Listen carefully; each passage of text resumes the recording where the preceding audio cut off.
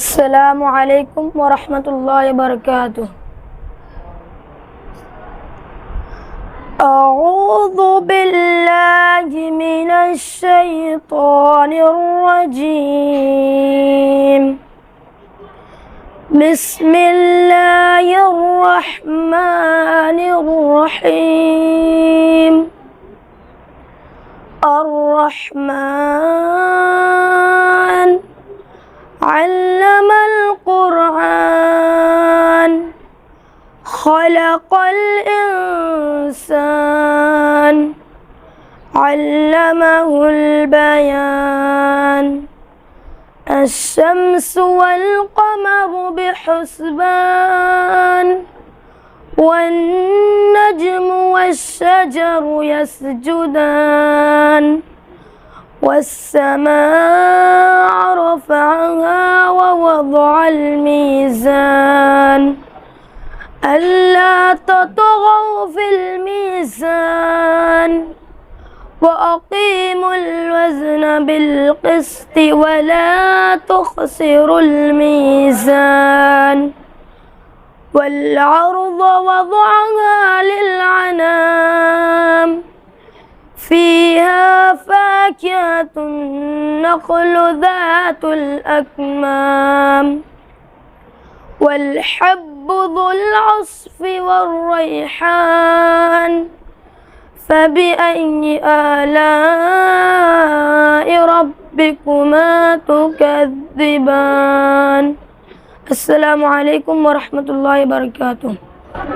আসসালামু আলাইকুম ওয়া রাহমাতুল্লাহি ওয়া বারাকাতুহু। আপনাদের সামনে এখন কোরআন তেলাওয়াত হয়েছে। এরপর আমরা একটা ছেলেকে ডেকে নেব এবং তার কাছ থেকে আমরা নাতে রাসূল সাল্লাল্লাহু আলাইহি সাল্লাম শুনবো। তারপরে আমাদের প্রোগ্রাম আমরা ফিরে আসব। নূর ইসলাম।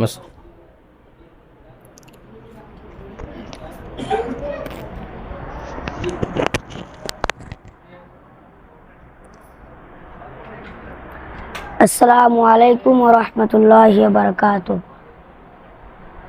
জন্ম আমার নবীর যুগে হলে কেমন হতো। জন্ম আমার নবীর যুগে হলে কেমন হতো। দুনয়নে রাসূল পাক দেখিলে কেমন হতো। দুনয়নে রাসূল পাক দেখিলে কেমন হতো। জন্ম আমার নবীর যুগে হলে কেমন হতো। জন্ম আমার নবীর যুগে হলে কেমন হতো। আস্ত বেশে হযরতের বিলালের মধুর আজান। যে আজানে ছিল এমন প্রেম মুগ্ধ রহমান। আস্ত বেশে হযরতের বিলালের মধুর আজান। যে আজানে ছিল এমন প্রেম মুগ্ধ রহমান। দয়ার নবীর পিছে নামাজ পড়িলে কেমন হতো।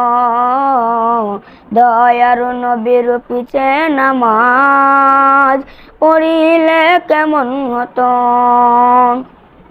দুনয়নে রাসূল পাক দেখিলে কেমন হতো।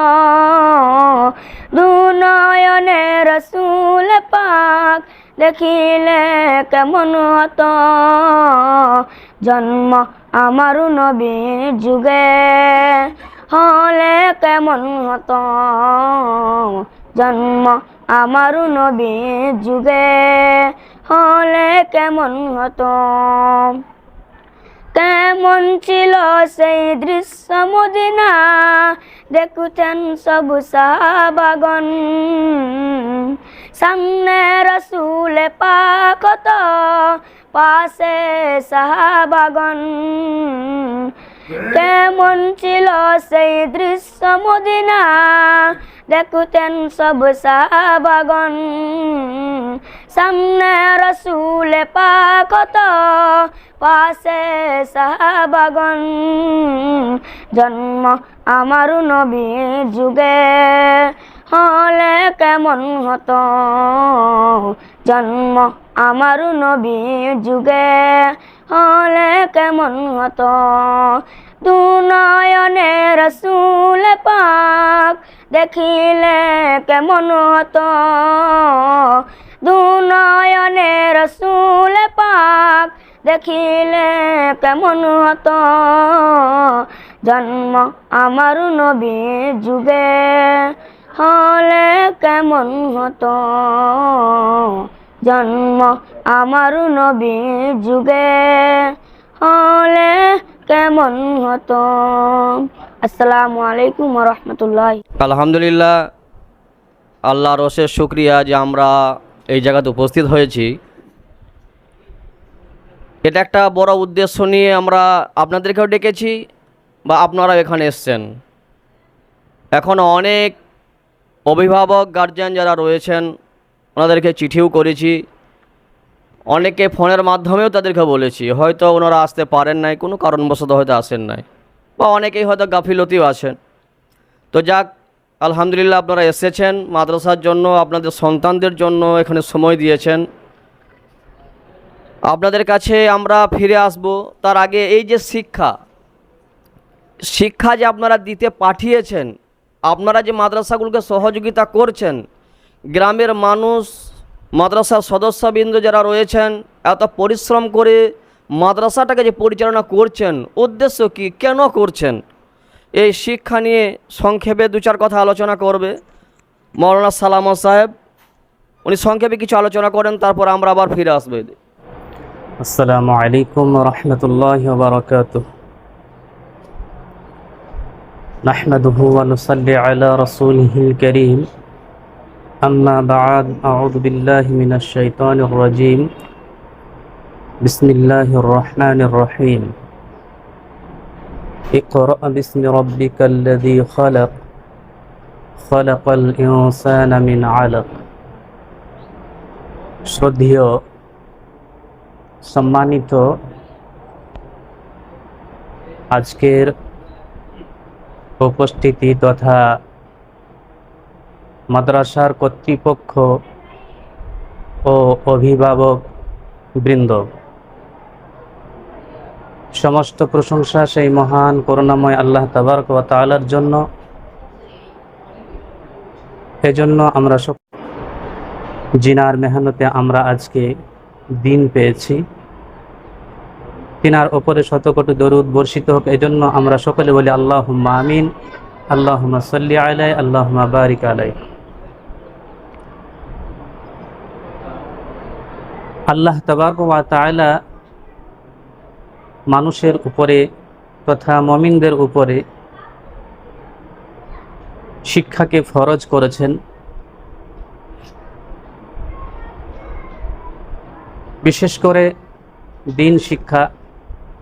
তবে দিন শিক্ষা করতে গিয়ে জাগতিক শিক্ষারও প্রয়োজন। সেই হিসেবে এই মাদ্রাসাতে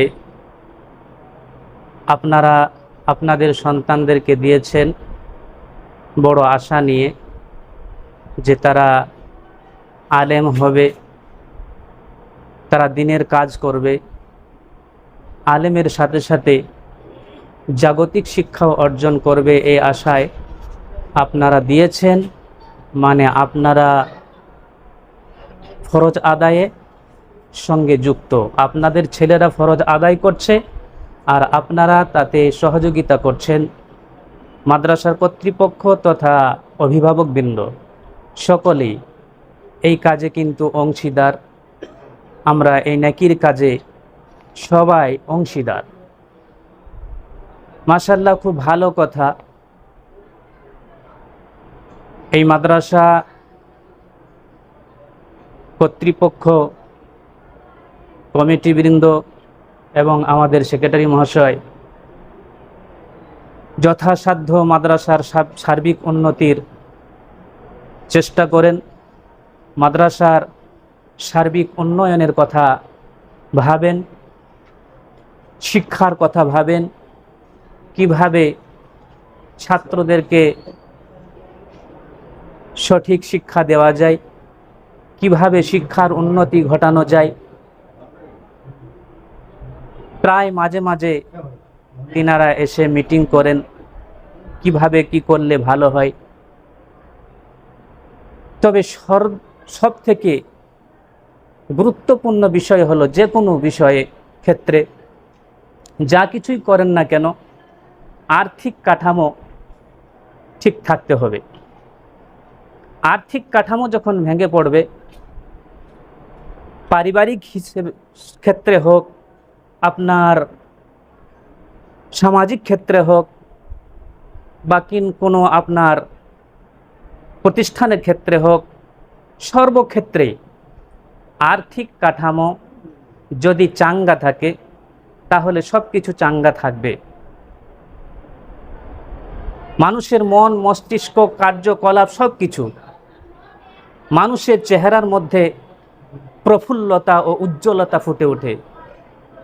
কিন্তু যখন আর্থিক কাঠামো ভেঙে পড়ে, সেটা সাংসারিক ক্ষেত্রে হোক, সেটা সামাজিক ক্ষেত্রে হোক, সেটা শিক্ষা প্রতিষ্ঠানের ক্ষেত্রে হোক, যে কোনো জায়গায়, দেশের ক্ষেত্রে হোক, তখন কিন্তু মানুষের মনে একটা যে হীনমন্যতা বা দুর্বলতা তার চেহারাতে ফুটে ওঠে। এখন আমরা বাস্তবে যেটা লক্ষ্য করছি, কমিটিদের চেহারায় বা আপনারাও আমাদের চেহারাতে প্রত্যক্ষ করতে পারছেন হয়তো, আশা করি, যে মাদ্রাসার আর্থিক কাঠামো একদম ভেঙে পড়েছে। ওয়ালাইকুম আসসালাম। সরকার চেঞ্জ হওয়ার পর থেকে নিয়ে আদায় সাদায় মার হয়েছে। বিভিন্ন আপনার আমাদের যে খাত থেকে আয় আসে, জাকাতটা, তার আগে সরকার তো অন্য সরকার ছিল, সেক্ষেত্রে আপনার জাকাতটা যদিও ভালো হয়েছে, কিন্তু কিছু শিক্ষক আমরা কোনো কারণে হয়তো চলে গিয়েছিলাম, সেক্ষেত্রে কিছুটা অসুবিধা হয়েছে। তারপর আপনার এই সরকার চেঞ্জ হওয়ার পর থেকে নিয়ে আপনার মাদ্রাসা যে খাত থেকে আয় আসে, সেই খাতগুলোতে সরকারের পক্ষ থেকে অনেক বাধা বিপত্তির জন্য মাদ্রাসার আদায় সাদায় কম হচ্ছে, যার জন্য মাদ্রাসার আর্থিক কাঠামো ভেঙে পড়েছে। মাদ্রাসার তেমন কোনো আয় নেই, আয়ের উৎস নেই যেখান থেকে মাদ্রাসা চালানো যাবে, সম্পূর্ণটা আদায়ের ওপরেই নির্ভর। কাজেই আপনাদেরকে বলতে চাচ্ছি এটাই, যে মাদ্রাসা কিভাবে চালানো যায়, কিভাবে মাদ্রাসাকে জীবিত রাখা যায়, কায়েম রাখা যায়, সেটা আপনাদের সবার পরামর্শ একান্তভাবে কামনা করি। যেটা শুনছি মাদ্রাসার কর্তৃপক্ষ থেকে বা আমাদের সেক্রেটারি সাহেব তথা সভাপতি সাহেব এবং সক্রিয় কমিটি যিনি সব সময় থাকেন, ডাকলে আসেন, হ্যাঁ, আপনার কাজল ভাই, তারপর আপনার ডাঙ্গাপাড়ার মুন্সি ভাই, এনারা সবসময় আসেন। তো এনারা বলতে চাইছেন যে মাদ্রাসার আর্থিক কাঠামো এতটাই ভেঙে পড়েছে যে আপনাদেরকে এই কয়েক মাস এখন বেতন দিতে পারবো না।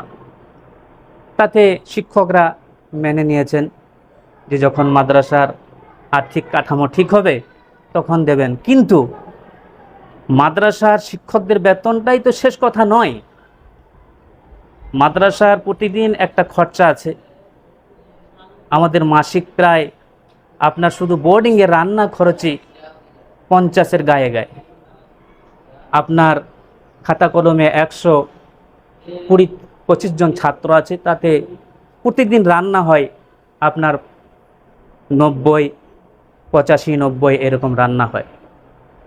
তো ব্যয়বহুল খরচা, এই খরচা কিভাবে কোথা থেকে আসবে এই নিয়ে আমরা খুবই চিন্তিত।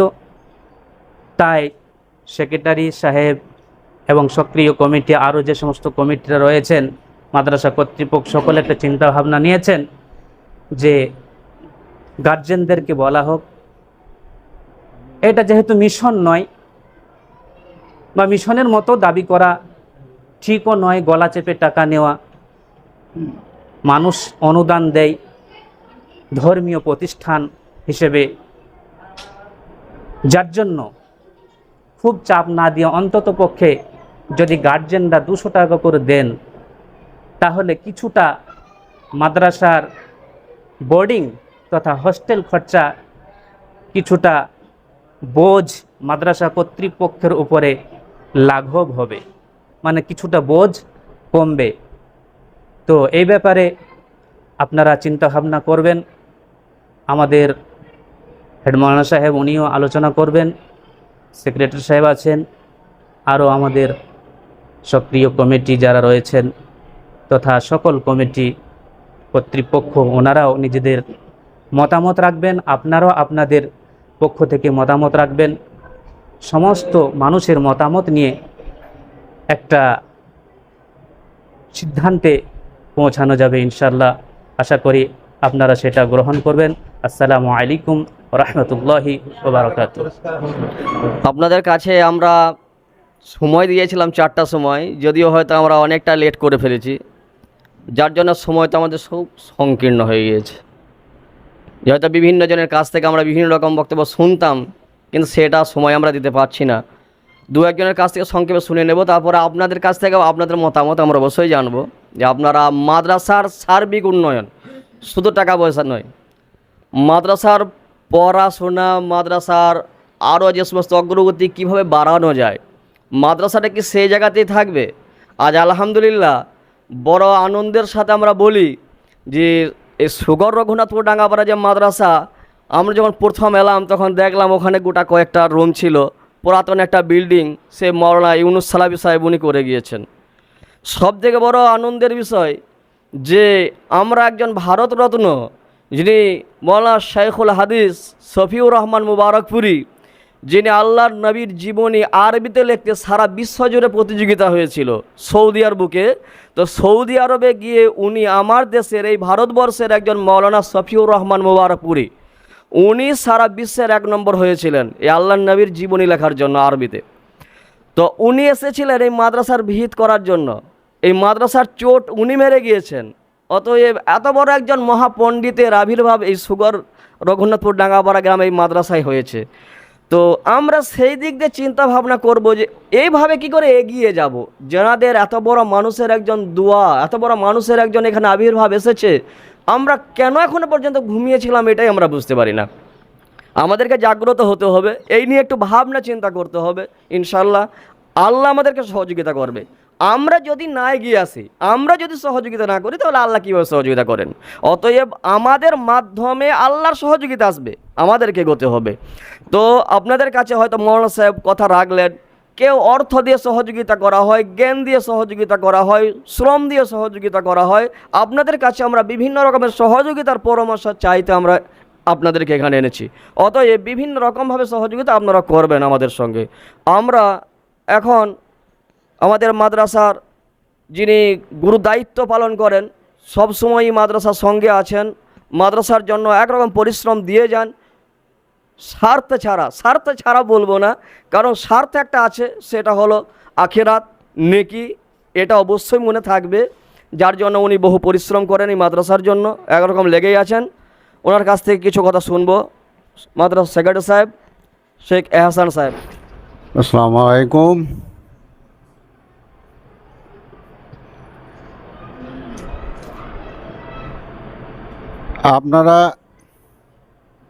আপনাদেরকে ডাকা হয়েছে, আমাদের 2-3টে উদ্দেশ্য আছে।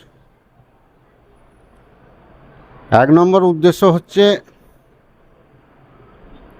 আমাদের মাদ্রাসার অনেক ছেলে আল্লাহ দিয়েছে, আল্লাহর ওয়াস্তে আমরা যেটা ভাবনা করেছিলাম, আপনারা গ্রামেরই মানুষ, ছোট বড় সকলেই, যে এই মাদ্রাসায় কয়েকটা ছেলে ছিল, কয়েকটা মাত্র ছেলে ছিল, 10টা 15টা, দুটো মৌলানা ছিল, বা বাংলা শিক্ষক ছিল না, সেইভাবে টুংটাং করে মাদ্রাসাটা চলছিল। আল্লাহর অশেষ রহমত, আপনাদের দোয়ার বরকতে বা প্রতিটি মানুষের সহযোগিতা নিয়ে আজ মাদ্রাসা একটা ভালো জায়গায় রয়েছে। আমাদের গ্রামের মৌলানা এই আলহাজ মোজাম্মেল মণ্ডল আপনারা নিশ্চয়ই চিনবেন, সকলেই তাকে কম বেশি চেনেন, গ্রামে না থাকলেও তিনি গ্রামেরই মানুষ। হঠাৎ আমাকে একদিন এই মাদ্রাসার যে বিভিন্ন কাগজপত্র নিয়ে সমস্যার কথা যে উঠছিল, হঠাৎ আমাকে একদিন ফোন করছে, সালাম কালাম দেওয়ার পরে বলছে, এসেন তাহলে মাদ্রাসার কাগজপত্র সব পেপারস ঠিক আছে? আমি বললাম, ভাই মোটামুটি যেটা আমাদের প্রাথমিক যেসব জিনিসগুলো আমাদের রেজিস্ট্রেশন নাম্বার বা সব কিছু আমাদের প্রয়োজন আছে, এই রেডি আছে, ওইগুলোর জন্য কিন্তু অসুবিধা কিছু নেই। যাই হোক, আচ্ছা মাদ্রাসায় কি সেই কয়েকটা ছেলে আর দুটো একটা মৌলভী সাহেব আছে নাকি? আমাকে জিজ্ঞেস করছে। আমার না না ভাই, আলহামদুলিল্লাহ আমার এখন প্রায় টোটাল মৌলানা, মাস্টার, সহকর্মী যে রান্না করে সব নিয়ে আমার এখন 9টা স্টাফ, এবং গড়ে ছেলে কম বেশি কাগজে কলমে 100-রও বেশি উপস্থিত। আমার প্রতিদিন ওই যে মানুষ 80, 90, 85 এইরকম আমার একটা রান্না হয়। মাসে আমার ব্যয় প্রায় 1.5 লক্ষ ঊর্ধ্বে, শুধু বেতনই লাগে 1 লক্ষ টাকা। খুবই খুশি হলেন উনি, এবং উনি যথাযথ আমাকে সঙ্গে সঙ্গে কিছু সহযোগিতাও করলেন, বলছে পরে আবার আমি চেষ্টা করব। তো যাই হোক, এই দিক দিয়ে ঠিক আছে।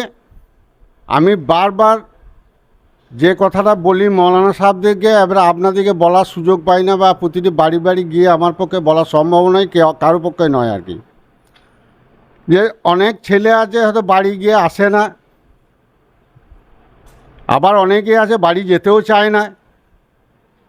তো আপনাদেরকে আমি যখন আজকে পেয়েছি আর কি, তো সেই হিসাবে আমি বলবো ছেলেদের দিকে একটু লক্ষ্য রাখবেন, নজর রাখবেন।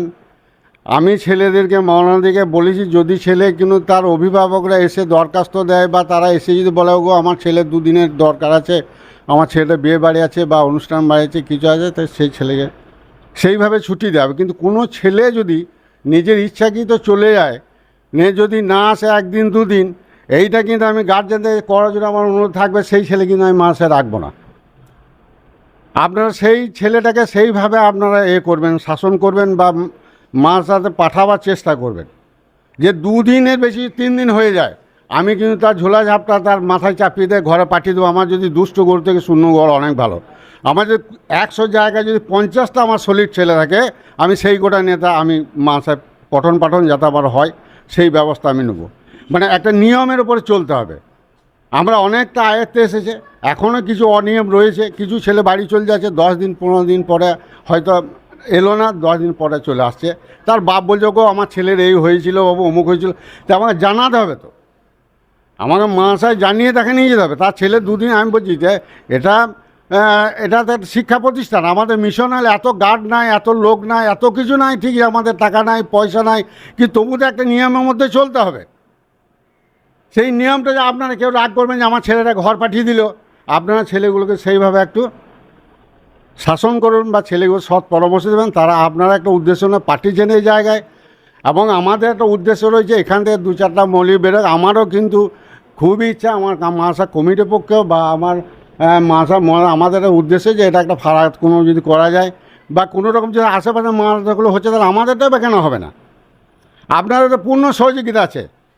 আমার ছেলেদেরকে চাল আদায় করতে পাঠাই না, আমরা সপ্তাহে আপনাদের বাড়ি বাড়ি গিয়ে আমরা যে চালটা সংগ্রহ করি, তাতে আমাদের মাদ্রাসায় খেয়ে পড়ে আমাদের উদ্বৃত্ত আমরা কিছু বছর শেষে, মাসের শেষে 3 মাস 4 মাস পরে আমাদের কিছু অর্থ আসে। এই যে আপনাদের একটা সহযোগিতা আমরা সবসময় পাই। তো সেই ক্ষেত্রে আপনাদের ছেলেগুলোকে সেইভাবে আপনারা করবেন না, শাসন করবেন না। ছেলেগুলোকে এইখানে ঠিকমতো যাতে থাকে, এখানে পঠনমান ঠিক হয়, মৌলানা যাতে পঠনমান করে, তার জন্য আমাদের একটা সুনজর আছে। সবসময় তাদের দিকে আমরা একটা নজর দিই না গো, পঠন পাঠে যাতে ভালো হয়, কোনো রকমের ফাঁকি না হয়। তারা এসেছে, তাদের মা বাবার একটা উদ্দেশ্য আছে। এই দিক দিয়ে আপনারা একটু লক্ষ্য রাখবেন, যাতে ছেলেদেরকে একটু করবেন, যাতে তারা কামায় বা কোনো এবার আপনাদের ছেলে প্রয়োজন হবে, আপনারা আসবেন, হেড মৌলানা থাকবে, সেকেন্ড মৌলানা আছে, তাদেরকে বলবেন যে আমার ছেলের দুদিন ছেলে আছে, তো আমি দুদিনের জন্য নিয়ে যাচ্ছি। ঠিক আছে, অবশ্যই নিয়ে যাবেন, কেন নিয়ে যাবেন না? তো এইভাবে একটা নিয়মের উপরে চলবেন আর কি। আর বিশেষ আমাদের মৌলানা সাহেব, আমাদের সেকেন্ড মৌলানা সালামত সাহেব খানিকটা আপনাদেরকে বলল যে আমাদের কোনো দিনই তো আমরা অর্থের দাবি বা কোনো রকম তো আপনাদের কিছু চাই নাই, বা এখন আপনাদের উপরে যে এটা আমরা আইন জারি করেছি বা আপনার দিতে হবে, এটা কিন্তু বাধ্যতামূলক কিছু নয় আর কি। আপনাদের উপরে উনি একটা প্রস্তাব রেখেছেন যে আমাদের এই অর্থনৈতিক অবস্থা খুবই খারাপ, তো উনি তো সবই বললেন যে আমাদের বোর্ডিংয়ে এই খরচা হয়, এত খরচা হয়, এইসবগুলো তো সবই শুনলেন।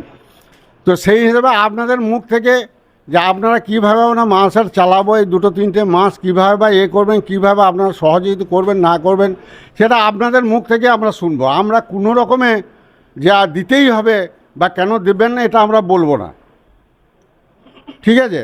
তো যাই হোক, সেটা আপনারা কেউ কিছু বলুন বক্তব্য, যাতে কিছু সহযোগিতা আমার মাদ্রাসাকে করা যায়। যথেষ্ট সহযোগিতা করছেনই, তো যাই হোক, এবারে আপনারা কেউ কিছু বলুন। আর আমি যে কথা 2-4টে বললাম একটু মাথায় রাখবেন। আমার উদ্দেশ্য একটাই, যে কষ্ট করে মাদ্রাসা চলে যাবে, বন্ধ থাকবে না, আল্লাহ নবীর এটা ঠিক ইনশাল্লাহ চলে যাবে। বহুত দুর্দিন এসছে, বহুত করোনা গিয়েছে, অমুক গিয়েছে, ঢ্যাক গিয়েছে, সবই আল্লাহ চালিয়ে দিয়েছে। এই মুহূর্তে আমাদের খানিকটা সমস্যায় পড়েছি, আর দুটো সুযোগ পেয়েছি ছেলেদেরকে একটু করার, আর দ্বিতীয়ত অর্থনৈতিক দিক দিয়ে খানিক যাতে আপনারা একটু সহযোগিতা, সেটা আপনারা নিজে একটু বক্তব্য রাখবেন না, যে কীভাবে আমরা এটাকে এগোনো যায় বা কীভাবে এটাকে খানিকটা সাশ্রয় করা যায় আর কি, সেটা আপনাদের মুখ থেকে আমরা শুনবো। আসসালামু আলাইকুম।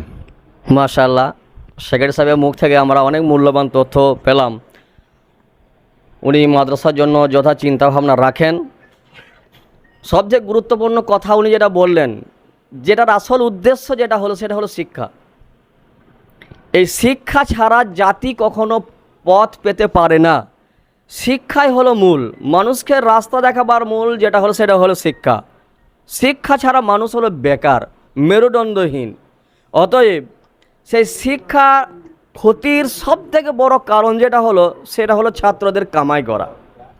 আমরা সাধারণতভাবে জানি যে স্কুলে এখন বছরে 4-5বার এটা পরীক্ষা আছে। পরীক্ষার সময়ে ছেলেরা বাড়ি যাবে, তারপরে সাধারণত আমরা দেখবেন কার একটা বিবাহ আছে, সেখানে তার জন্য আমরা মৌলানা সাহেব ফোন করে দিলাম। যদি আমরা ছেলেদেরকে ছাড়তে চাই না, বাড়ির গার্জেন, আপনি অভিভাবক, আপনার দায়িত্ব আছে, আমাদের থেকে বেশি দায়িত্বটা আপনার বাড়িতে আপনাকে আগে সামালতে হবে। আমরা মাদ্রাসায় যতক্ষণ আছে ততক্ষণ, কিন্তু বাড়িতে তো আর আমরা যেতে পারছি না। তাহলে বাড়িতে দেখার দায়িত্বটা হলো আপনার। সামান্য একটা কোথাকার বিয়ে হবে, সেখানে আপনার ছেলেকে নিয়ে আপনাকে যেতে হবে। এটা কেন? আপনারা তো মিশনেও ছেলে পড়ান, সেখানে কেন কামাই করাতে চান না? এটা বুঝে আসছে না। এটা এমন একটা শিক্ষা, যে শিক্ষার ব্যাপারে আল্লাহ সুবহানাহু ওয়া তাআলা নিজে এটাকে বিধান দিয়েছেন, নবী সাল্লাল্লাহু আলাইহি ওয়াসাল্লাম যার এত গুরুত্ব দিয়েছেন, অথচ সেই শিক্ষার ব্যাপারে আমরা তো অবহেলিত কেন? আমরা এই শিক্ষাকে মূল্যায়ন করতে পারলাম না, যার জন্য আমাদের জাতি আজ অধপতনে চলে গিয়েছে। এই ধর্মীয় শিক্ষা, কোরআনী শিক্ষা নেই বলেই সমাজ আজ অধপতনে চলে গিয়েছে। সমাজ এত ব্যথিত কেন?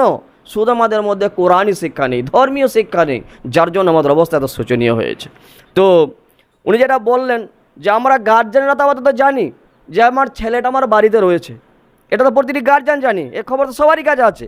তাহলে কেন ছেলেটা মাদ্রাসা গেল না, এই খবরটা কেন আপনি নিচ্ছেন না? বা শিক্ষকদের সঙ্গেই বা কেন যোগাযোগ রাখছেন না, যে ছেলে কেন যাচ্ছে না বা পড়াশোনা কেন হচ্ছে না, এই ত্রুটিগুলো রয়েছে, এগুলো তো আপনারা কেন অভিযোগই তো আমাদেরকে জানাচ্ছেন না?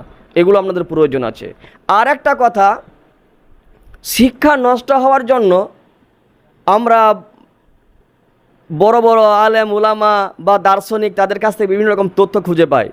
আর এই অভিযোগটা প্রায় সময় আমাদের কাছে আসে যে ছেলেগুলো বাড়ি থেকে মোবাইল দেখছে, এই অভিযোগটা খুবই আসে। আচ্ছা, আমি অনেক গার্জিয়ানকে সরাসরি কথাও বলি যে মোবাইলটা কি অন্য বাড়িতে দেখতে যায় নাকি আপনার বাড়িতে দেখে? তাহলে আপনার বাড়িতে আপনি ছেলে মানুষ করবেন, আপনার ছেলে আপনাকে মানুষ করতে হবে। আপনি একটা বড় বা মোবাইল কিনে রেখে দিয়েছেন, আপনি দিনরাত সেই সিরিয়াল দেখবেন, আপনি দিনরাত আরও কিছু দেখবেন, অথচ এই ছেলেটা দেখবেন আপনার বাড়িতেই তো রয়েছে।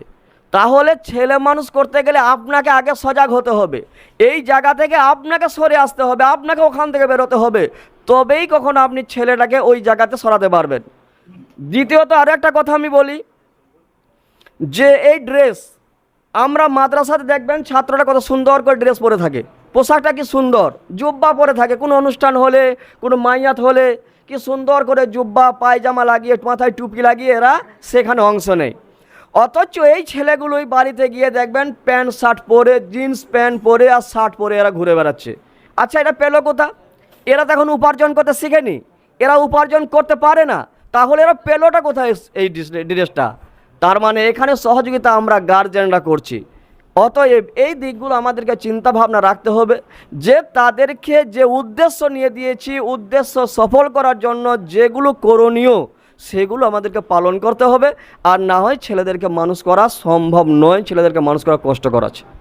অতএব ছেলে মানুষ করার জন্য আমরা এগিয়ে আসব, ছেলেদের দিকে একটু আমরা চিন্তা ভাবনা নিই, কারণ এরা হলো আগামীর ভবিষ্যৎ। আজকের দিনে যেমন এই সুগর রঘুনাথপুর ডাঙ্গাপাড়া মাদ্রাসা, আজ আমরা এসেছি, বিভিন্ন গ্রামের আলেম ওলামা ওনারা এখানে এসছেন, ঠিক একইভাবে যে ছাত্ররা আজকের দিনে এখানে পড়াশোনা করছে তারা একদিন আলেম হবে, তারা ঠিক এই মাদ্রাসার দায়িত্ব তারা পালন করবে।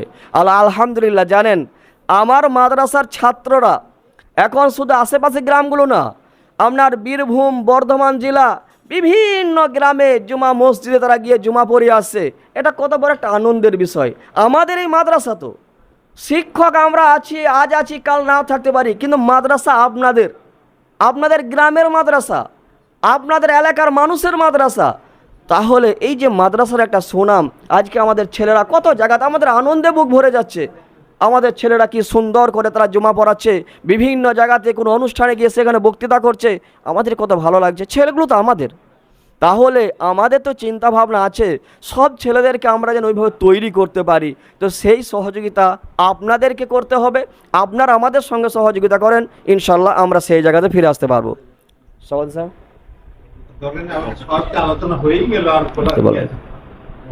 গার্জিয়ানদের পক্ষ থেকে কেউ কিছু বলবেন? উঠে আসুন বা ওখানে উঠেন।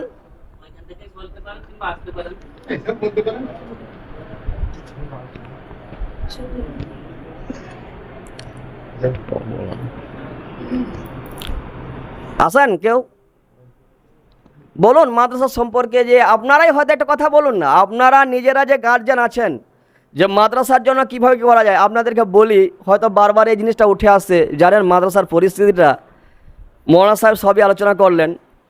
এমন একটা এখনও রুম আছে, মানে এত সংকীর্ণতা এসে গিয়েছে, যাক হয়তো বোর্ডিং খানা ভাঙা হয়েছে, এটা গ্রামের একটা বিশাল অসুবিধা হচ্ছিল নামাজের জন্য, যার জন্য পুরাতন বিল্ডিংটা ভাঙতে হয়েছে। তো এই রুম দুটো এখন বোর্ডিংয়ের জন্য ব্যবহার হচ্ছে। ছাত্র আলহামদুলিল্লাহ, এক সময় ছাত্র চেয়ে বেড়াতে হতো, এখনও বিভিন্ন মাদ্রাসাগুলো যান, যেগুলো ছাত্র রয়েছে ঝাড়খণ্ডী থেকে ছেলে এনে মাদ্রাসাগুলো চালাতে হচ্ছে। আলহামদুলিল্লাহ, আমরা গর্বের সঙ্গে বলি যে আমাদের মাদ্রাসা সব লোকাল ছাত্র। আশেপাশে গ্রামের, দূর বলতে আমাদের এই কাকরা গ্রাম আছে, তারপরে আপনার এদিকে গোলঠা আছে, সাকরগাছা আছে, বদিপুর, বড়চক, এই সমস্ত আশেপাশে গ্রামগুলো থেকে আমাদের ছাত্র, আলহামদুলিল্লাহ আমাদের অনেক ছাত্র এখন। তো এই দিক দিয়ে আমরা খুব আনন্দিত।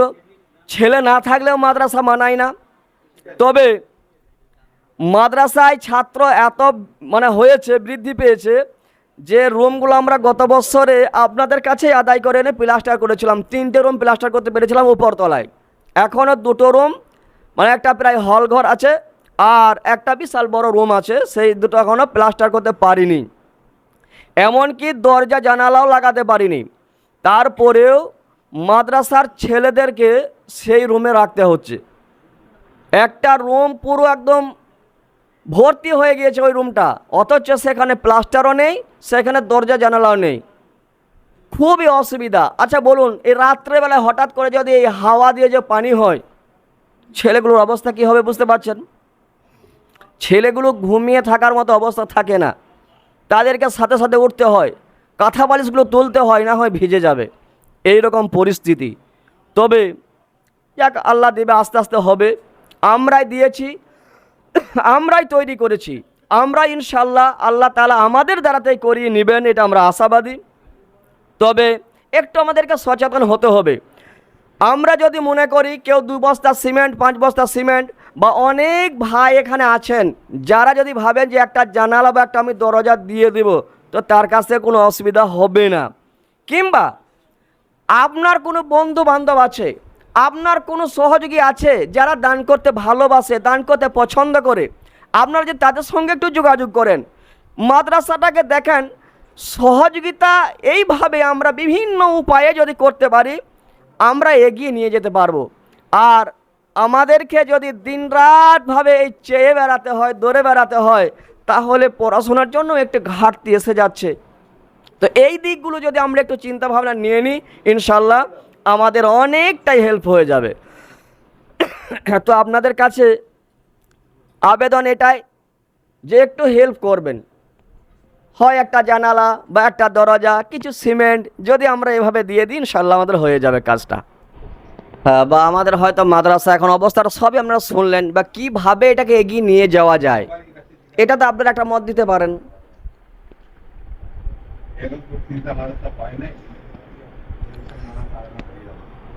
মানে কারণগুলো মনের কাছে কিছু শুনলেন যে আমাদের পুরাতন কিছু শিক্ষক ছিলেন, ওনারা আদায় মাশাআল্লাহ খুব ভালো করতেন।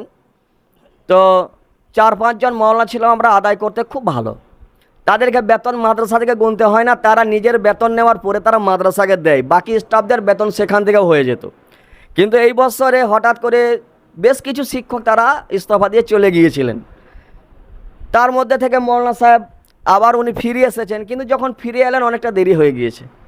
আমরা আদায় সাধারণত পাই রমজান মাসে, আর তারপরে একটা খরার উসর ছিল, কিন্তু এই আদায়গুলোতে মার হয়ে গিয়েছে। আমরা নতুন শিক্ষক রেখেছি, অনেকগুলো শিক্ষক আছে মাশাআল্লাহ, পড়াতেও ভালো, পড়াশোনার জন্য কোনো অসুবিধা নাই, কিন্তু আদায় তো সবাই করতেও পারে না, তারা নতুন মানুষ। এই জন্য আমরা খরার সময়ও মার পেয়েছি, জাকাতেও মার পেয়েছি। আবার আরেকটা বড় আমাদের আদায় আছে, সেটা হলো কোরবানির সময় একটা চামড়া টাকা আসে, সেই টাকাটাও আমাদের এবছর মার হয়ে গেছে, পুরোটাই শূন্য, কোথাও পাইনি। তাহলে যেটা গ্রাম থেকেও একটা মোটা অঙ্কের টাকা আমরা পাই, সুগর রঘুনাথপুর থেকে, ডাঙ্গাপাড়া থেকে, ছোট চক থেকে, বা আশেপাশে বদিপুর রয়েছে, এই গ্রামগুলো থেকে আমরা মোটা অঙ্কের একটা টাকা পাই কোরবানির সময়, সেই টাকাটা পুরো এবছর টোটালি বাদ। অতএব মাদ্রাসা সেই জন্যই সংকীর্ণতাটা বেশি দেখা দিয়েছে। হয়তো এই সময়টা সাধারণভাবে 1-8 মাস যায়, ওটা হয়, কিন্তু এবছর আগে থেকে একটু হয়ে গিয়েছে। যাক আলহামদুলিল্লাহ, আমরা বিভিন্ন সময় দেখেছি গ্রামে মাইক লাগালে সেখানে হয়তো 1 লাখ 1.5 লাখ টাকা, ডাঙ্গাপাড়া আছে সেখানে, আশেপাশে গ্রামগুলো যারা মাইক লাগাতে দেয় সেখান থেকে আমাদের সহযোগিতা আসে। যথেষ্ট সুগর মাদ্রাসাকে এলাকার মানুষ তারা ভালোবাসে। বিভিন্ন সময় আমরা দেখেছি, শুধু এটা নয়, এই যে কম্বলগুলো বসে রয়েছেন, এই কম্বলগুলো পানাগড় থেকে একজন হিন্দু ভাই দিয়ে পাঠিয়েছেন, জানেন? একজন নদিয়াতে একটা ডাক্তার আছে, প্রায় মাঝে মধ্যে এখানে চাল, মসুর, তারপরে আপনার বিভিন্ন রকম তেল, কয়েকবারে সেখানে মুরগি সদ্য দিয়ে গেলেন, উনি সরাসরি সেখানে দিয়ে গিয়েছেন। নদিয়া বাড়ি, এই দুর্গাপুরে উনি বসেন, মাঝে মধ্যে এখানে আসেন। তো আলহামদুলিল্লাহ আমাদেরকে বিভিন্ন জায়গা থেকে আল্লাহ রহমতের দান আসে, সহযোগিতা আসে। তো একটু চিন্তা ভাবনা করবেন, এই বছরটা হয়তো একটুখানি অবস্থা একটু শোচনীয় হয়েছে, সেই জন্যই আল্লাহ দিবেন ইনশাল্লাহ কেটে যাবে। বলবেন কাউরি কোনো মতামত, বলবেন কিছু বলুন যে কিভাবে এটা পার করব আমরা।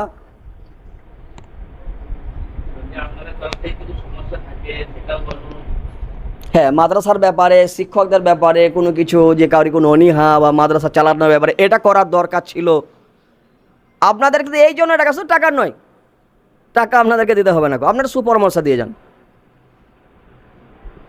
যে এইটা করলে মাদ্রাসার আরও উন্নয়ন হবে, মাদ্রাসার পড়াশোনা আরও উন্নতি হবে, এটা আপনারা বলুন না। আপনাদেরকে পরামর্শ নেওয়ার জন্য ডেকেছি। দাঁড়িয়ে বলুন না, দাঁড়িয়ে বলুন, আপনার কে বলুন। আমাদের ছেলেরা পড়াশোনা করছে, তো এই 2-3 মাসে একটু অসুবিধা হচ্ছে। তো আমার সমস্ত গার্জেনের কাছে একটু অনুরোধ যে এই 2-3 মাসে একটু আমাদেরকে গার্জেনরা যদি কিছু করে সাহায্য করতেন তাহলে একটু ভালো হতো। ম্যাক্সিমাম আমরা তো স্কুলে বা মিশনে পড়ালে আমাদেরকে তো একটা খরচা, একটা টিউশনি দিলে তো 200 টাকা দিতে হয়, বা মিশনে পড়ালে 3 মাসে একটা বেতন লাগে। সেই বেতনটা আমরা জানবো যে এইখানেই দিচ্ছি 2-3 মাস দিলে মানে মাসটা একটু চালাতে সুবিধা হতো। তাই সমস্ত মানে গার্জেনের কাছে আমার এটাই অনুরোধ। এইটা আমরা শুনতে চাই কথা বলুন। আসসালামু আলাইকুম। বলছিলাম যে মাদ্রাসার যে শিক্ষকরা রয়েছে, এই শিক্ষকদের মানে নিজের নিজের গোত্রে আর কি, নিজের নিজেদের এলাকায় যারা যে এলাকায় বাস করে সেই এলাকায় সেই মাদ্রাসা মৌলবি সেই মৌলবি সেই এলাকা ভিত্তিক যদি আদায় করে, তা আদায় এখানে বেশি হবে মাদ্রাসা। আমি যদি বা শুকর আদায় করতে আসি, লোকে কেউ দিবে? কিন্তু আজিজুল যদি শুকর আদায় করে, আদায়টা বেশি হবে। শুকর মৌলী সাহেব যারা রয়েছে তারা যদি আদায় করে, তা শুকর আদায়টা বেশি হবে। ঘুরিসায় যে সমস্ত ছেলেরা রয়েছে বা এমনি পরিচিত যারা আছে তারা যদি যায়, তাহলে পরে সেখানে আদায়টা তাদের এখানে বেশি হবে। আর ছেলের যারা পড়ে তাদের গার্জেনদের বিরাট বড় দায়িত্ব এখানে মাদ্রাসায়, ওদের দায়িত্ব সব থেকে বেশি। এবার গার্জেনদেরকে কিন্তু দায়িত্ব রেখে দায়িত্বের মতো পালন করতে হবে। যদি না পালন করে তাহলে মাদ্রাসা কিন্তু অধপতনে চলে যাবে। কমিটি তো আছেই, কমিটি আছেই বলে মাদ্রাসা টিকে আছে। কিন্তু গার্জেন যারা আমরা ছেলেকে ভর্তি করে দিলাম মাদ্রাসায়, একদিনও মাদ্রাসায় এলাম না, একদিনও দেখলাম না গো। ছেলে গেল, এলো, পড়লো, পড়াশোনা করলে, আবার এলো ঘর, আর আমার কোনো দায়িত্ব না, আমি কোনোদিন গেলামই না। তাহলে পরে কিন্তু সেই মাদ্রাসায় ছেলেরও পড়া ভালো হবে না, আর মাদ্রাসাও ঠিকঠাক চলছে কিন্তু চলছে না সেটাও কিন্তু বুঝতে পারবো না। তা আমাদের কিন্তু বোঝার দায়িত্ব আছে। আমি আমার ছেলেটিকে পড়াইছি, আমার তো বোঝার দায়িত্ব আছে যে আমার ছেলেটা পড়া হচ্ছে না হয় না, মাদ্রাসা ঠিকমতো ছেলে মৌলী সাহেবরা ঠিকমতো পড়াচ্ছে না গো, বা পড়াতে কোনো ঘাটতি হচ্ছে নাকি, বা ছেলেটাকে মারধর করছে নাকি, দেখার দায়িত্ব আছে তো। অধিকাংশ গার্জেন কিন্তু আসে না, বেশিরভাগ গার্জেন আসে না। খুব কম গার্জেন যারা আসে তারা খুব ঘন আসে, আর যারা আসে না তারা একদমই আসে না। তা এই অনিয়াটাকে ছাড়তে হবে না, ছেড়ে দিয়ে ছেলের পিছনে নিজেকে খানি খাটতে হবে। ছেলের পিছনে নিজে যদি না কাটায় তাহলে পরে কিন্তু ছেলে কিন্তু পড়াশোনা করে না। শুধু মাদ্রাসায় মৌলী সাহেবকে দিয়েছি, মৌলী সাহেবের কাছে আছে, মৌলী সাহেবই দেখুন অভিভাবক ছেলের আমার, ওরাই দেখবে, তাই বললে হবে?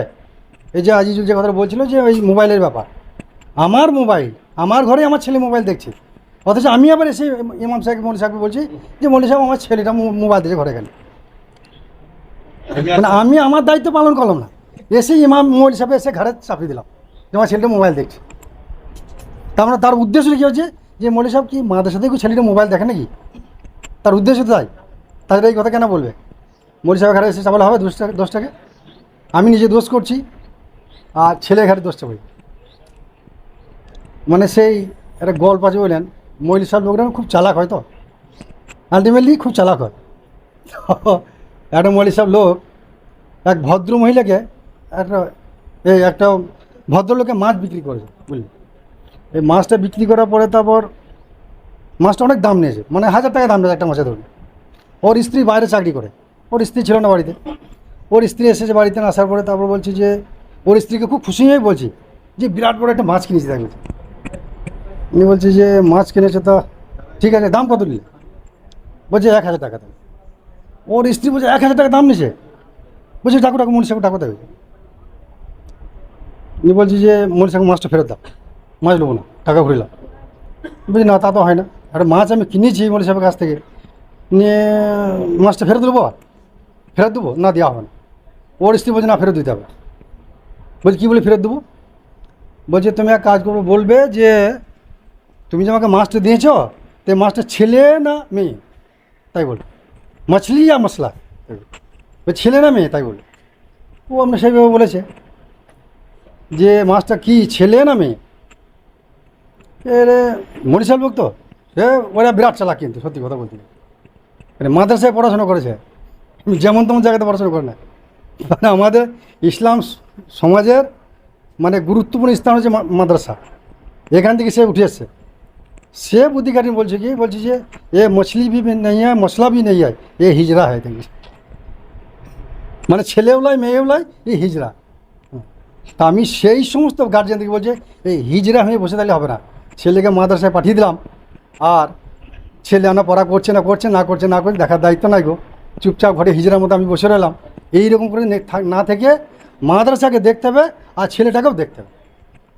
আগে মাদ্রাসাকে দেখতে হবে, কারণ মাদ্রাসা কীভাবে চলছে না আমাকে দেখতে হবে না, আমার দায়িত্ব নাই। আমি আমার ছেলেকে আর পড়াই দিয়ে দিচ্ছি, লিহিলা ছেলেটা আমার পড়ছে না পড়ছে, খাবার খেয়েছে মাদ্রাসা খাবার খাক, তাই বলে তো হবে না। হ্যাঁ, আমাদেরকে একটু ভাবনা চিন্তা করতে হবে, গার্জিয়ানদেরকে ভাবনা চিন্তা করতে হবে। মাদ্রাসা যারা সেক্রেটারি মেম্বার যারা আছে, যারা আছে, তারা যথেষ্ট করে মাদ্রাসার, তাদের বহু দায়িত্ব, কিন্তু আমাদের একটু উচিত যে গার্জিয়ানদেরকে একটা দায়িত্ব নিয়ে দায়িত্বটা পালন করতে হয়, তাহলে মাদ্রাসা ইনশাল্লাহ ঠিকঠাক চলবে। আসসালামু আলাইকুম। মাশাআল্লাহ, আমরা বেশ কিছু উপদেশমূলক কথা পেলাম। ওনার বাড়ি হচ্ছে ঘুড়িসা, ওনার দুটো ছেলে এখানে পড়ে মাদ্রাসায়, হিফজি বিভাগে পড়াশোনা করে, আমার আপন মামাতো ভাই বটে। তো বেশ, যাই হোক, বেশ কিছুক্ষণ আলোচনা হলো আপনাদের সামনে, সংক্ষেপে আর দু একটা কথা হয়তো বলিনি। আপনাদেরকে আজকে ডেকেছি, আলহামদুলিল্লাহ আপনারা সাড়া দিয়েছেন, এটা আমার খুব ভালো লাগছে। হয়তো এর আগেও অনেক সময় হয়েছে এত সংখ্যক মানুষ আমরা পাইনি। যাক, মাদ্রাসার ডাকে এসেছেন, মাদ্রাসাকে ভালোবাসেন, যার জন্য আপনারা এসেছেন। আমরা ভবিষ্যতে এইরকম প্রোগ্রাম আরও রাখবো ইনশাল্লাহ মাদ্রাসার জন্য, মাদ্রাসার স্বার্থে, যাতে মাদ্রাসার উন্নয়ন নিয়ে যেতে পারি, পড়াশোনা যাতে আমাদের ভালো হয়, ক্লাস যাতে বাড়াতে পারি, এই চিন্তাভাবনা আমাদের আছে, আপনারা সহযোগিতা করবেন। আবার সে আমি পুনরায় একটা কথাতে ফিরে যাই যে এই ছেলেদের কামাইয়ের ব্যাপারে, এমন কিছু ছেলে আছে জানেন, ভালো ভালো ব্রিলিয়ান্ট ছেলে মাদ্রাসাতে, আমার দেখতা এই মাদ্রাসার কথা বলছি, কয়েকটা ছেলেকে আমি দেখলাম এত সুন্দর তারা পড়াশোনা করতো, কিন্তু এত বড় বড় কামাই তাদের, সেই ছেলেগুলো এখন পড়াশুনো মানে একেবারে পিছিয়ে চলে গিয়েছে। তো সব থেকে বড় ক্ষতিকারক একটা ছেলেকে আপনি দেখবেন, শুধু মাদ্রাসা না, স্কুলে আপনি এটা মানে লক্ষ্য করবেন, কোনো ছেলে বা মেয়ে যখন দেখবেন যে 2 দিন স্কুলে যাচ্ছে না, আপনি কিছু বললেন না, এ বারবার ওই সুযোগটাই নিতে চাইবে যে আমি যাব না, এ কথাটা বলবেই সে। ঠিক একইভাবে মাদ্রাসাতে ওই এক অবস্থা, যখন 1 দিন 2 দিন ছেলেকে আপনি ওই আশ্রয়টা দিবেন, আর দেখবেন অধিকাংশ সময়ে, অধিকাংশ গার্জেনকে আমি কথা বলি, যখন আমি ছেলে বলে পেটে লাগছে আর ভয় লাগছে, এই দুটো কথা যখন কোনো ছেলে বলে, আমি তার গার্জেনকে এই কথাটাই ডাইরেক্ট বলে দিই, এই ছেলেটার পড়া হবে না। কারণ এই পেটে লাগা আর ভয় লাগা, এই দুটোর ওষুধ কিন্তু নাই গো। আর এরা বলবেই যে ছেলেগুলো পড়াশোনা হয় না, যেগুলো করে না, যেগুলো কামাই করে মাসায় থাকবে না, এদের এই দুটো রোগই থাকবে। তো এইগুলো থেকে একটু আপনারা সজাগ থাকবেন, একটু সাবধান থাকবেন। আর আমরা মাদ্রাসাতে যাতে করে ছেলেরা কামাই না করে, সেই জন্য মাদ্রাসা থেকে গত বছরে যেমন বলেছিলাম যে 1 দিন যদি বিনা ছুটিতে কামাই হয়, আমরা ছেলেদেরকে যথাসাধ্য, কাউরি বিবাহ আছে বা কাউরি কোনো অসুবিধা আছে আর আছে, আমরা ছেড়ে দিই। এখানে গ্রামে ছেলে বেশিরভাগ, তাদেরকে হয়তো এটা বললাম, বেশ যাও খেয়ে চলে এসো, হয়তো দাওয়াত আছে খেয়ে চলে এসো, হয়তো কেউ খেয়ে চলে এলো। আবার এটা অনেক গার্জেন আছে যে এটাকে আমরা কোনো চিন্তা ভাবনা করি না, সে গেল। তো এই জন্য যে বিনা ছুটিতে যারা থাকে তাদের জন্য আমরা একটা সিস্টেম করেছিলাম যে 30 টাকা করে জরিমানা তাকে লাগবে। আপনার গার্জেন হিসাবে দায়িত্বটা, যখন ছেলেটা দেখলেন 2 দিন কামাই হয়ে গেল, তারপরে আপনি ফোন করে জানাচ্ছেন মৌলানা সাহেব 2 দিন যেতে পারেনি, হয় শরীর খারাপ ছিল, না হয় কোথাও গিয়েছিল, এইটা অনুরোধ আপনারা করবেন না। সেক্রেটারি সাহেব প্রথমে বলেছেন আপনার প্রয়োজন আছে, আপনি মাদ্রাসায় এসে প্রথমে ছুটি নিয়ে যাবেন। যে বিবাহ আছে বা কাউকে দেখা করতে যাবেন না, কি করবেন সেটা মাদ্রাসায় আসবেন, শিক্ষকদের সঙ্গে আলোচনা করবেন, শিক্ষকরা ভালো মন্দ বুঝে আপনাকে ছুটি সেভাবে দেবে। কিন্তু কামাই করে দিল, তারপরে আপনি বলবেন ফোন করে যে ছেলেটা এই জন্য যেতে পারেনি, এইটা দয়া করে আপনারা কেউ করবেন না। আমাদের সিস্টেমের উপরে আমাদেরকে চলতে দিন, মাদ্রাসা আমাদেরকে সুস্থভাবে চালাতে দিন। এটা যদি করেন আলহামদুলিল্লাহ আমরা খুশি হব, মাদ্রাসা চালাতে আমাদের সহযোগিতা হবে, আমরা সাহস পাবো।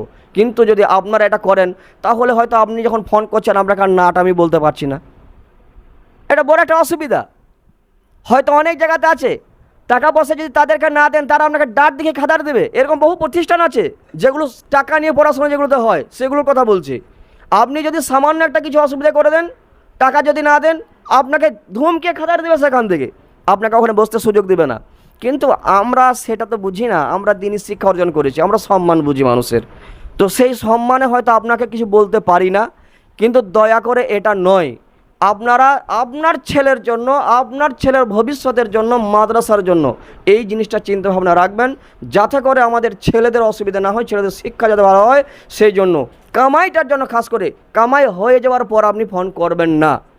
আপনার প্রয়োজন আছে, আপনি আগে আসবেন, আগে ছুটি নেবেন, পরে নয়। পরে এলে কিন্তু মাদ্রাসার যে সিস্টেম, সেই সিস্টেমের উপরেই চলতে হবে। জরিমানাতে জরিমানা, আর অন্য কিছু যদি ব্যবস্থাপনা থাকে তাহলে সেই ব্যবস্থার উপরে মাদ্রাসা হাঁটবে। এটাতে কিন্তু আপনারা অভিযোগ করেন না, এটা মাদ্রাসার জন্য আমাদেরকে চলতে দিন। আসসালামু আলাইকুম ওয়াসসালাতু ওয়াসসালাম ওয়া আলা আলিহি সাহবিহি আজমাইন, আম্মা বাদ। আউযু বিল্লাহি মিনাশ শাইতানির রাজিম, বিসমিল্লাহির রহমানির রহিম। রাব্বি ইশরাহ লি সাদরি ওয়া ইয়াসসির লি আমরি ওয়াহলুল উকদাতাম মিন লিসানি ইয়াফকাহু কাওলি। সম্মানীয় উপস্থিতি, গার্জেনবৃন্দ এবং আলিম সমাজ, মাদ্রাসার সভাপতি, সেক্রেটারি এবং এছাড়াও মাদ্রাসার যারা সহযোগিতা আছেন, সকলকে আবার আরেকবার আমি জানাই আন্তরিক শুভেচ্ছা, সালাম, আসসালামু আলাইকুম। আজকে আমাদের এখানে আসার মেন যে একটা কারণ আমাদেরকে ডাকা হয়েছে, সেটা হচ্ছে মাদ্রাসার কিভাবে সার্বিক উন্নয়ন করা যায়। আমরা আমাদের মূল্যবান সময়গুলো 2-10 মিনিট এখানে ব্যয় করেছি, এজন্য আলহামদুলিল্লাহ। যাই হোক, মাদ্রাসার সার্বিক উন্নয়ন বলতে মাদ্রাসা কিভাবে পরিচালনা করা যায়, মাদ্রাসা কিভাবে আরও উন্নতি আগের দিকে নিয়ে যাওয়া যায়, ছাত্রদেরকে কিভাবে আলেম বানানো যায়, কিভাবে ছাত্রদেরকে আদর্শ বানানো যায়, সেই উদ্দেশ্য।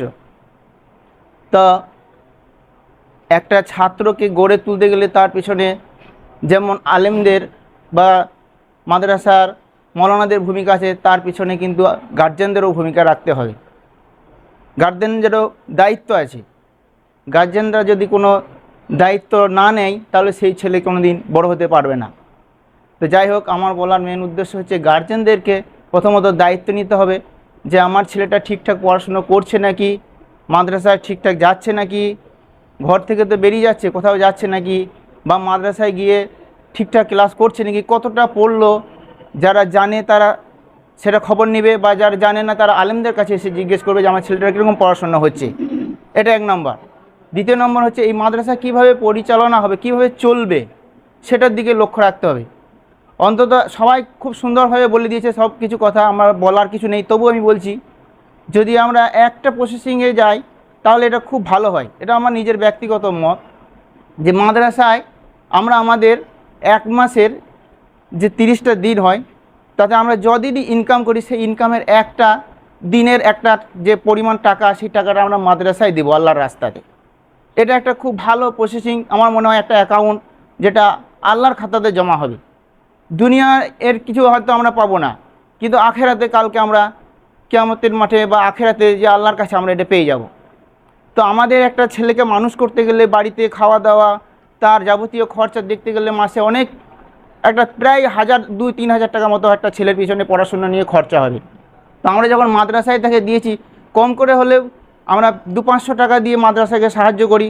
500 টাকা যে যেমন পারবে, আমি বলছি না কোনো পরিমাণ, যে যেমন পারবে সাহায্য করবে। তবে অন্তত যে যেমনভাবে ইনকাম করে তার সেই ইনকামের একটা অংশ, মানে একদিনের ইনকামটা যদি আমরা প্রতি মাসে মাদ্রাসাতে দিই, তাহলে মাদ্রাসার অনেকটা ঘাটতি পূরণ হবে। এটা 2 নম্বর পয়েন্ট।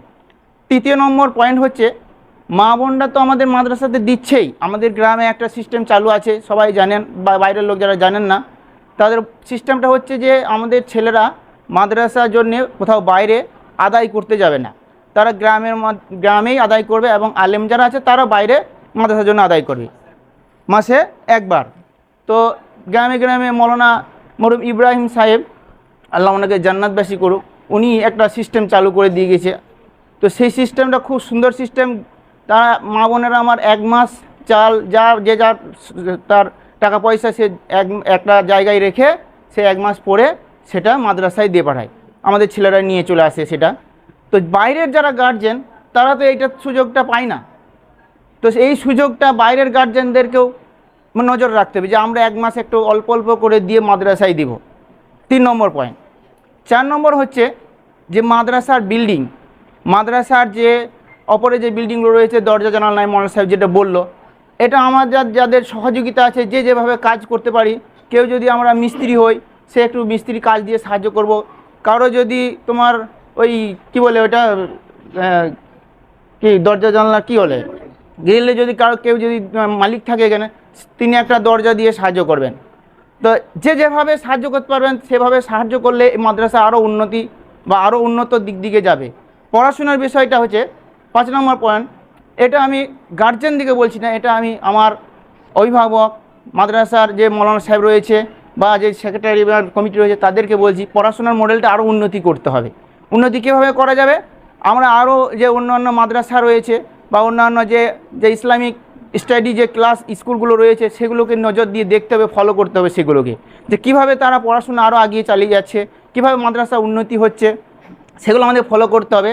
মাদ্রাসার মধ্যে মডেল চালু করতে হবে, বাংলা, আরবি, ইংরাজি সব দিক দিয়ে এক্সপার্ট করতে হবে। একটা ছেলেকে বাইরে বক্তৃতা দিয়ে সেখানের সমাজ বা সেখানের যারা গার্জেন তারা দেখবে যে এই ছেলেটা কোথাকার, তারা ঠিক খুঁজে খুঁজে আপনার চলে আসবে। সে খুঁজে খুঁজে চলে আসবে এই ছেলেটা কোথাকার, সেই মাদ্রাসাতে কী হয়, বাইরের যে প্রোগ্রাম সেগুলোতে অংশগ্রহণ করতে হবে। ছেলেগুলোকে বিভিন্ন জায়গায় পাঠাতে হবে, মসজিদে বা যে কোনো প্রোগ্রামে মসজিদে তারা খুতবা দিল, এক সুন্দর করে একটা বায়ান শেখাতে হবে তাদেরকে। একটা মাস হয়তো স্টাডি করে একটা বায়ান শিখিয়ে দিল, সেখানে তার বায়ানের মাধ্যমে এত সুন্দর মাধুর্য থাকবে, কথাবার্তার মধ্যে মাধুর্য থাকবে, সে গ্রাম্য কথাবার্তা যেন না হয়, ঠিক একটা সুন্দরভাবে বায়ানকে গঠন করে দিয়ে একটা 1 মাস স্টাডি করার পরে একটা মসজিদে পাঠিয়ে দিল, সে সেইভাবে বক্তৃতাটা দিল খুব গুছিয়ে খুব সুন্দর করে। আপনি আপনার ছেলে আপনার মাদ্রাসাতে চলে আসবে, মাদ্রাসা আরও উন্নতি হবে। এগুলো মানে বিভিন্ন বিভিন্ন পয়েন্ট, এগুলো আরও মানে আমরা যদি ফলো করি তাহলে ইনশাআল্লাহ মাদ্রাসার আরও উন্নয়ন হবে। যাই হোক, অবশেষে আমি বলতে চাইছি গার্জেন এবং সবাইকেই আমি বলছি যে আপনারা আমাদের এই গরিব দুস্থ মাদ্রাসা, বুঝতেই পারছেন গ্রাম্য মাদ্রাসা, এখানের বাইরে থেকে এমন কিছু সাহায্য আসে না, বা এই মাদ্রাসার কোনো বিশাল কিছু মানে জমি জায়গা বা বিশাল কিছু অ্যাকাউন্ট নেই। তো আপনাদের সহযোগিতা এই মাদ্রাসায় চলে, আপনারা আপনাদের মূল্যবান যে পরিশ্রমের টাকা সেগুলো বা পয়সা যেভাবে সহযোগিতা করতে পারবেন এই মাদ্রাসায় দেবেন, এতে আমাদের মাদ্রাসা আরও আগে যাবে। আসসালামু আলাইকুম। মাশাআল্লাহ, আমরা খুব মূল্যবান তথ্য এখানে পেলাম, খুব ভালো ভালো কথা বললে। এটা যেমন আমরা এর আগে বেশ কিছু মাদ্রাসায় দেখছিলাম যে এই গ্রামের মাদ্রাসায় যেতে গেলে এই দিকে যেতে হবে, একটা করে পোস্টার দেওয়া আছে। তো আমাদেরকে কিছু শিক্ষক বলছিলেন যদি আমাদের এরকম পোস্টার করা হয়, আমি বলছিলাম দেখেন যে আসলে ডাক্তার হয় তাকে পোস্টার দিয়ে বেড়াতে হয় না, তাকে রোগী কোথা থেকে খুঁজে ঠিক বের করে চলে যাবে। কিন্তু ওই সমস্ত ডাক্তারদের পোস্টারের প্রয়োজন হয়, প্রচারের প্রয়োজন হয় যাদেরকে মানুষ চেনে না। অতএব আলহামদুলিল্লাহ আমাদের কোনো অসুবিধা নেই। তো আপনাদের কাছে বা আমাদের কাছে যে কথাগুলো রাখলো খুব গুরুত্বপূর্ণ কথা, আমরা যদি একটু সচেতন হই, আমাদের কাছে ওটা কিছুই না, সামান্য একটা ব্যাপার, কিন্তু আমরা এই নিয়ে চিন্তা ভাবনা করি না বলেই হয়তো আমাদের এই অবস্থাটা হয়েছে। তো যাই হোক, আলহামদুলিল্লাহ খুব ভালো আলোচনা আমরা শুনলাম মাদ্রাসাকে এগিয়ে নিয়ে যাওয়ার জন্য। আলহামদুলিল্লাহ আমরা এতক্ষণ ধরে যে একটা সবার মধ্যে রইলাম, এখন আমরা দীর্ঘায়িত করছি না, কারণ বাইরের মানুষ আছে এখানে, ওই কৈচাক কাকাওরা ওখান থেকে এসছেন, ওই কাকুটিয়া থেকে এসছেন, বিভিন্ন জায়গা থেকে মানুষ এখানে এসছেন। আলহামদুলিল্লাহ আমরা বড় খুশি আপনাদেরকে পেয়ে। আপনাদের কাছে আমি এটা আশাবাদী যে আপনাদেরকে যখন আমরা ডাকবো মাদ্রাসার স্বার্থে, ছেলেদের ভবিষ্যতের জন্য আপনারা আসবেন। আপনারা এলে আমাদেরকে ভালো লাগবে, আমাদেরকে আনন্দ লাগবে, আমাদেরকে কাজ করতে উৎসাহ লাগবে। বলবেন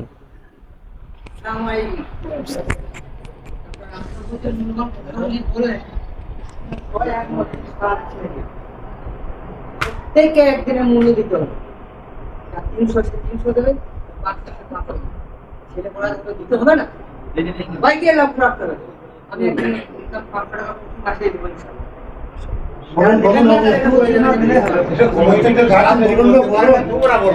যাক আলহামদুলিল্লাহ, না সেটা হয়তো আমরা চাপ করছি না গো। বেশ, যাক আলহামদুলিল্লাহ, এটা খুব ভালো জিনিস। সকলেই মাদ্রাসা সহযোগিতা করবে, ইনশাআল্লাহ মাসে এগিয়ে যাবে। দেখেন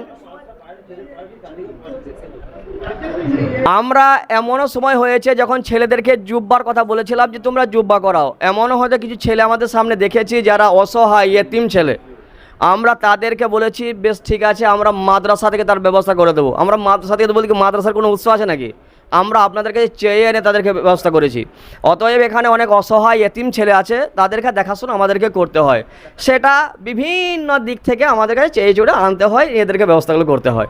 তা কোনো অসুবিধা নেই যে সেই এতিম বলে হয়তো তাদেরকে আমরা যে তাচ্ছিল্য করি না, আমরা তাদের জন্য আছি, তাদের ব্যবস্থাপনা আমরা করি। শারীরিক কোনো অসুবিধা হয়েছে আর হয়েছে সেগুলো দেখাশোনা আমরা করি। ছেলেদেরকে পড়াশোনার জন্য যাতে উৎসাহ পায় সেই জন্য পরীক্ষার পর তাদেরকে পুরস্কার দেওয়া, একটা অনুষ্ঠান, যারা গত বছরে হয়তো ছিলেন গার্জেন হিসেবে যারা এসেছিলেন দেখেছিলেন যে আলহামদুলিল্লাহ আমাদের ছেলেরা আরবি, ইংলিশ, তারপরে আপনার উর্দু ভাষা, বাংলা ভাষায় কীভাবে তারা বক্তৃতা করেছে। এই যে বিভিন্ন প্রকারের আমরা চেষ্টা রাখি যে মাদ্রাসা কীভাবে আরও উন্নয়নের দিকে নিয়ে যাব। উন্নয়নটা কীভাবে হবে? ছেলেদেরকে দিয়ে। ছেলেগুলো তো আপনাদের, অতএব আপনাদেরকে এগিয়ে আসতে হবে, আপনাদেরকে সহযোগিতা করতে হবে। তো যাই হোক, আমরা আপনাদের কাছে ছুঁয়ে রাখলাম। খাস করে কয়েকজন ভাই আছে তাদেরকে আমি বলবো দরজা জানালার দিকে আপনারা একটু লক্ষ্য রাখবেন, কারণ ছেলেগুলোকে রাখতে খুব অসুবিধা হয়। আপনারা যদি দেন কোনো কমে যাবে না, আপনাদের কোনো অসুবিধাও হবে না। ইনশাল্লাহ এই কাজটা আমাদের হয়ে যাবে, আপনারা সাদকায়ে জারিয়া পাবেন। এগুলো তো স্থায়ী সাদকায়ে জারিয়া এটা, অতএব মরার পরেও মৃত্যুর পরেও এর নেকি পেতে থাকবে। আল্লাহর নবী একটা হাদিস বলছেন যে ইদা মাতাল ইনসান ইন কাতা আনহু আমালুহু ইল্লা মিন সালাস, যখন মানুষ মারা যায় তখন তার সমস্ত আমল বন্ধ হয়ে যায়, তার গুনাহ আর নেকি কিছুই লেখা হয় না। তবে তিনটে জিনিস রয়েছে, তিনটে জিনিসের নেকি মানুষ কবরে শুয়ে শুয়ে পায়। এক, সদকায়ে জারিয়া, সদকাতিন জারিয়া, সদকায়ে জারিয়া, যে সাদকাগুলো আপনার চালু থাকে, যেগুলো থেকে যায়। মাদ্রাসা আপনি একটা দরজা দিবেন, একটা জানালা দিবেন, এটা চালু থেকে যাবে, যেখানে কোরআন এবং হাদিসের দাস দেওয়া হবে, কোরআন তেলাওয়াত করবে, এখানে হাদিস শিক্ষা করবে। এই রকম একটা জায়গাতে আপনি যদি দান করেন এটা কমে যাবে না। আল্লাহর নবী বলছেন মৃত্যুর পরেও কবরে শুয়ে শুয়ে নেকি পাবে। দুই, আও ইলমিন ইউনতাফাউ বিহি, এমন জ্ঞান অর্জন করা যে জ্ঞানটা লাভদায়ক, সমাজকে আপনার উপকৃত করে, এই দিনই শিক্ষা যেটা মানুষকে পথ দেখাতে পারে। তিন, আওয়ালাদিন সালেহিন ইয়াদুলাহু, নেক্সট সন্তান, ভালো ছেলে তৈরি করা। এই ভালো ছেলে যখন তার মা বাপের জন্য, আত্মীয় স্বজনের জন্য যখন দোয়া করবে, এই দোয়া সে মৃত্যুর পরেও কবরে শুয়ে শুয়ে এর নেকি পাবে। আপনি ভালো সন্তান তৈরি করার কারখানা আলহামদুলিল্লাহ এটা। অতএব সেই জায়গাতে আপনি দিবেন, এটাতে কোনো অসুবিধা নেই, কোনো অভিযোগ নেই। অতএব আপনারা চেষ্টা করবেন, দিবেন, মাদ্রাসা ইনশাআল্লাহ আরও আগিয়ে আমরা নিয়ে যেতে পারবো।